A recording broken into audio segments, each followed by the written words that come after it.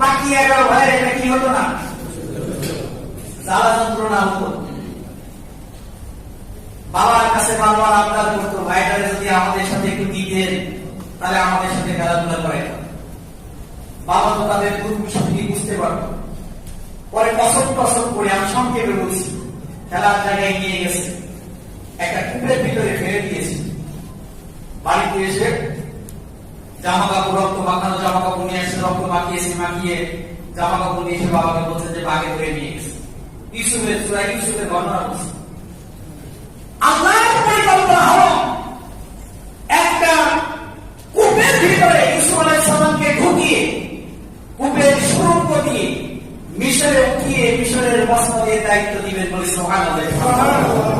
এই পরিকল্পনাটা